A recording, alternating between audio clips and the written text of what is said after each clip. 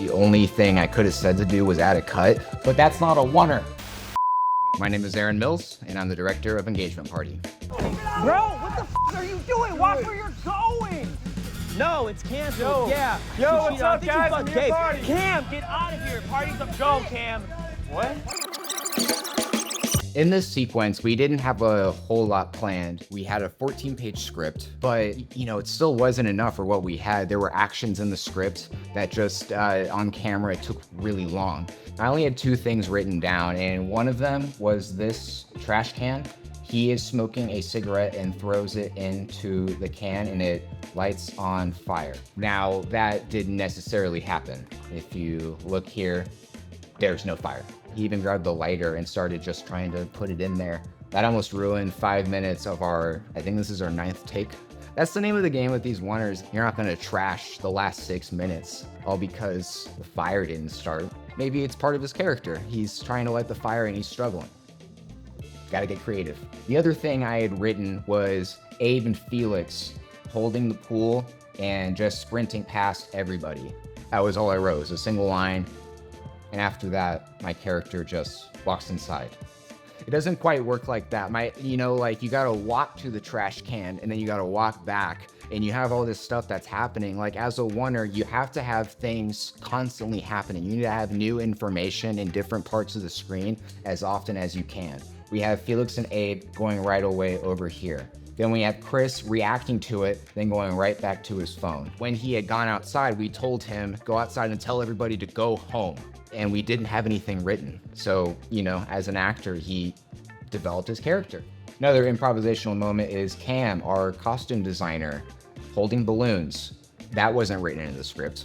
We had balloons on set, and after enough takes, like they started to get deflated, so we kind of pulled them out. Someone had the idea to have someone come out and the party balloons, and it's like, I'm here to party, woo!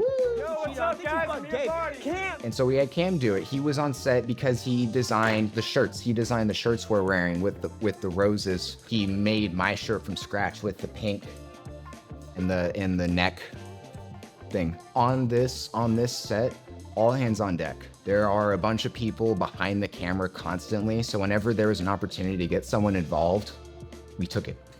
Party's up. Go, Cam. What? This is the only take where he was using 1, 2, 3, 4, 5 balloons, and this is the only take where the camera followed it. This is exactly the chaos I was looking for. And not only that, this is a new piece of information, a new joke, and then we're right back to the chaos. So we had the cake drop earlier in the short. I fixed the cake! When we did that, we bought 13 different bunk cakes and icing them. And after we figured out we can reuse some cakes, we pulled some of them and wanted to incorporate them in more parts. So we incorporated it into the driveway sequence. Oh my God, I got cake. Wait, I got cake! As you can see, redemption. He got the fire and it was glorious. Yo, Felix, I need your shirt. I personally don't. Sure. God. This is a hidden cut. This is our, I believe, 5th hidden cut in the short. When I was picking moments to cut between, it had to be very specific. I needed to find moments that lined up perfectly for a match cut. If it was a little off and I could see it, didn't work. I didn't want to do it. I would rather have a bad take than do a hidden cut that's noticeable. It took a lot of finagling, but I did get it to work. This switch in the take is the only turn where the camera is the right level, because other turns, it was down here or it was up here. But in these 2 takes, actually the sun was in a different spot. So I had to make sure the brightness lined up. The second take was probably like 2 hours later. And so, you know. So this whole sequence as well was unplanned except for the final moment.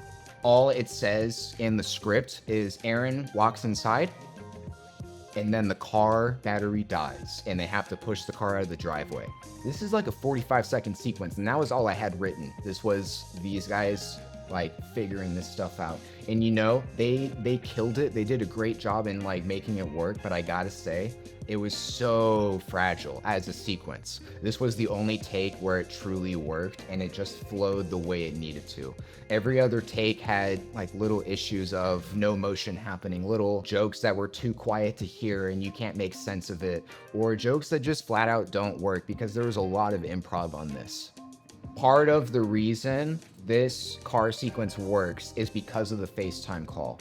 This is a long sequence, and there's a lot of time where information isn't necessarily coming in. But the FaceTime call is taking that over. My hope was that, well, my hope was to overwhelm the audience and to not know exactly where to look. And, you know, in a perfect world, you got to watch it multiple times. Not only that, there's a cowbell solo in here, and that's just awesome. Never had too much cowbell. All major life decisions, like the one to not marry your loser fucking friend. Yeah, fuck you, Aaron. Why did she say no? Because So in the FaceTime call, there's a lot of speed ramping because this needs to line up in between gaps of what's happening on the main screen. So I ended up making this FaceTime call about 2 weeks before we shot, and I had it cut together and everything. So that's how I would do it. Is I would run upstairs, I would start the FaceTime call video on my phone, and then change as fast as I could. And I would usually have like 3 seconds to spare before I had to go back downstairs. The only thing that bothers me in this short is this right here. There's nothing happening. The camera isn't following anything. It is just lolling around. And it's the only thing, like, as a director, it doesn't make sense. There's like, I can't justify this. And the only thing I could have said to do was add a cut, but that's not a oneer. And then as he approaches the fire, the cameraman would yell, Aaron? and that's when I come down the steps. David is right here. He's finishing cleaning up the floor, and he heads inside. Meanwhile, we gotta finish cleaning up the house before Jack gets home. And this was the most intense sequence of the oneer. If we knew going in that if we could figure this out, we could get this down. The rest of it was simple. It was like simply dialogue scenes and just maneuvering the set. There were just so many pieces that really had to come together for this. Like, we had the car, we had the fire, we had the extras, we had people coming in and out. These guys just improv'd it, and I'd like to think it worked out. Now go watch all of Engagement Party and let us know how we did.